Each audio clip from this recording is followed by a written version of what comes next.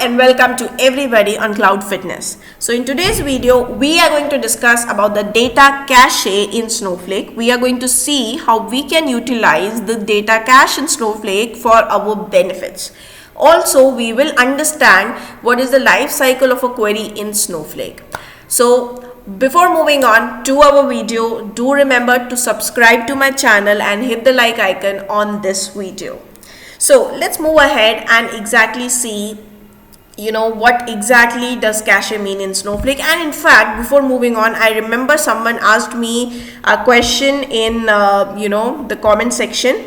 So this is the question: classic console option is not showing here, please help. So I'll take this question first before moving on. So I think what has happened right now is they have made a very recent change in the last 2-3 days. That when you log into this particular Snow site, right, there is no option available for the classic console, right? So for this, the very first thing is, if you look over here, right, the moment I logged in, I saw this particular pop-up. You can utilize this pop-up, or even if you do not have this pop-up, what you can do is, you can normally, this is how the console will look for you, right? And you do not have classic console option over here. What you can do is, you go over here, go to the profiles option here in this panel, and then you can check the default experience, right? It can be classic UI, it can be the Snow site. Classic UI, if you choose classic UI, what you do is you log out and log in again. So the moment you log in again, what will happen is you will always have classic UI when you open up the console. And once you have classic UI, what you can do is, from here you can always go back to Snow site.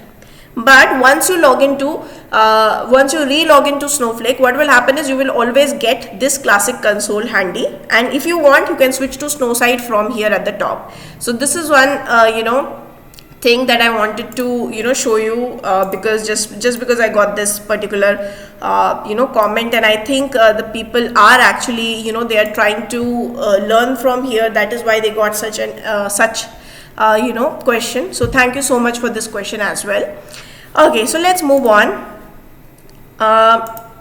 We were here, so let me just put the slide on the show. Now talking about the caching layers in Snowflake, right? So there are multiple layers of caching. Essentially what happens is, the cache can be in the database storage, the cache can happen in the virtual warehouse, and cache can happen in the cloud service itself. So these are the three layers in which caching can happen, right? And how does this happen? So very first is query results. So when I say query result, what does it mean? So for example, I file a select star from this particular table where, let's say, date time is equal to so and so. Right now, in this case, these result sets for this particular query are actually cached in the Snowflake layer.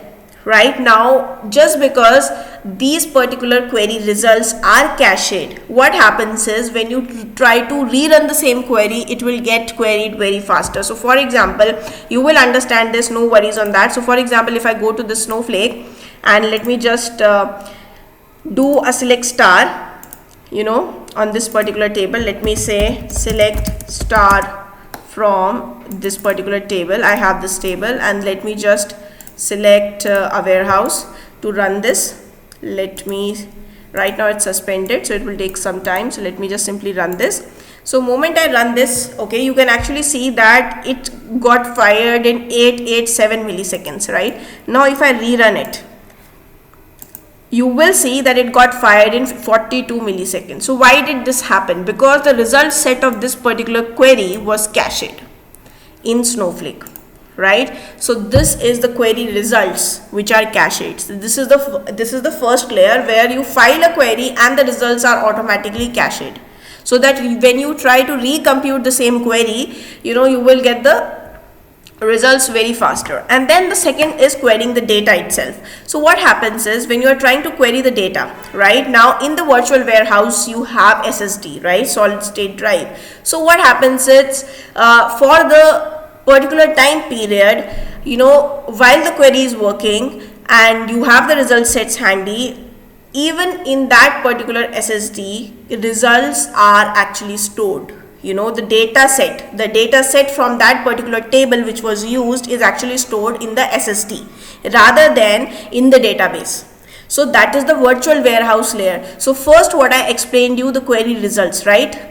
That is the cloud service layer, and the second one which I am explaining you right now is the virtual warehouse, because when you're trying to query the data, virtual warehouse is working, and virtual warehouse has an SSD, solid state drive, where it is trying to keep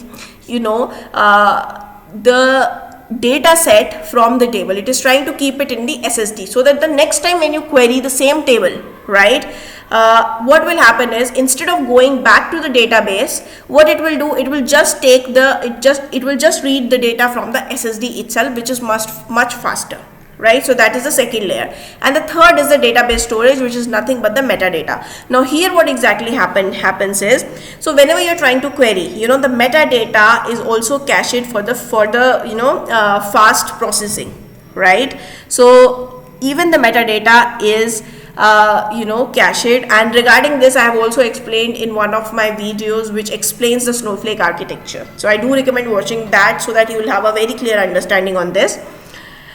Also, the best possible form, right, is of course query results, so that whenever you try to query, whenever you try to file a query in Snowflake, automatically the result sets are cached, right? So if the result set is small, then in that case it gets cached to the cloud service layer. Okay, if the result set is large, it gets cached to the cloud storage layer, right? Also, you will never see outdated data, right? It has algorithms running. You never see outdated data in these query cache results. Also, whenever you try to query exact same query, you will always see that there will be reduction in the time, right, which we saw just now. But in case you try to let's say select star from this table, and you change the where condition, then it is not going to use the same cache, but it is going to go one layer down, right? It is going to go one layer down to the query data or the virtual warehouse layer, right? So this is how it actually works. And similarly, these result sets, right, which you get by querying a particular table, right, these result sets are cached for actually 24 hours, right? These gets cached for 24 hours. It's not a permanent cache, it's just for 24 hours, right? Similarly, you have data cache, right? Now this data cache is nothing but which is implemented in your virtual warehouse, right? So virtual warehouse has SSD storage attached to it, right? And this SSD storage is actually used for caching micro partitions, right? These micro partitions are actually cached on the SSD, right? We have already talked about micro partitions in our architecture video. You can go ahead and watch that as well. So basically, when you try to file a query, select star from so and so, any kind of where clause, what happens is, first it looks for the query cache, if there is any query cache. If there is no query cache, it will go for the data cache. If there is no data cache, then what it will do, it will go and check the database, right? And the data cache which we are talking about right now is the micro partitions which are cached on the SSD storage. Now this is of course faster than the third option, right? And these caches, all these caches will store your file headers, and whatever column data is there, it is going to cache that as well. So let me again put the slide on the show. Now moving ahead, so always remember that if you run a particular query, try to run it. Now these are the best practices, okay, because we know about the cache now, so I can suggest some best practices. So whenever you're trying to run similar kind of queries on the same kind of tables, in fact, always try to use same warehouse. Because if you are using the same warehouse, then your query data cache can be reused, because your virtual warehouse will already have the data, the micro partition data associated to that particular table, right? So always use same warehouse if you are trying to query same table. So that will actually help you a lot in the performance and as well as in the cost optimization, right? So And also remember that what kind of data is actually stored on the virtual warehouse SSD. So whenever you're trying to add any where clause, right? So the condition in the where clause, let's say it's on a particular column, so that column data will actually be stored in the virtual warehouse SSD. The partition related to that column will be stored. Similarly, if you have join on condition for a join, right? So that on condition columns are actually stored on your virtual warehouse SSD, right? So for example, if you see this particular query, select network from rating where condition is there, group by, order by. So in this case, what will happen is, this particular network column, right, which is in the select clause, this will be the micro partition related to this will be stored in the virtual warehouse SSD. Similarly, the where clause has data stream. So similarly, this data stream predicate will also go to the SSD. So this was your second layer of cache. So the first layer is when you query and it gets stored. The second layer is when your virtual warehouse stores it. And the third layer is directly when you are accessing a database itself, right? So third layer we don't need to discuss because it is directly going to the database and picking up the data. Of course, it will be slowest of all, right? Now coming on to the life cycle of a query, essentially what happens when you fire a query in Snowflake, right? That is the life cycle of a query. So let's say you query Snowflake. What happens is the query is sent, right? The query is received by Snowflake. In the very first step, which you can also see on this particular diagram, the query is sent, right? And what happens is this query actually checks whether there is any query cache available or not, whether there was a previous query which was run and do you have a matching result set. If yes, then just get me from there. I don't need to go further, right? It goes and it checks whether the query results are already cached previously, right? If not, then it will go ahead and go to the planner and optimizer process query, which is the third step. Right, it will try to process the query, it will try to optimize the query, and it will then go to the virtual warehouse, because virtual warehouse is actually going to process the query, right? When it goes to virtual warehouse, it again goes and checks the local SSD. It goes and checks the local SSD whether your query, whatever your query is demanding, whatever columns and tables your query is demanding, do virtual warehouse or the local SSD of the virtual warehouse has the data related to that particular table, that particular column. If yes, it is going to use that and return back the answer.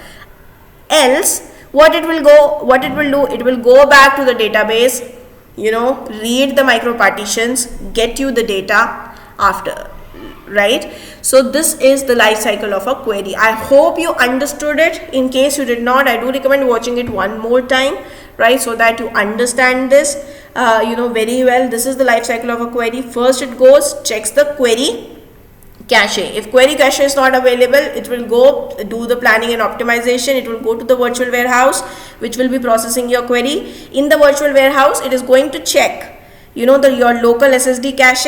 If that is available, well and good. If that is also not available, right, it will go and query the actual database. It is going to query your cloud storage where your data is stored, right? It is going to read the micro partition and then give you the results, and these results are actually cached, right, which is nothing but your query cached back, right, 5.2.1.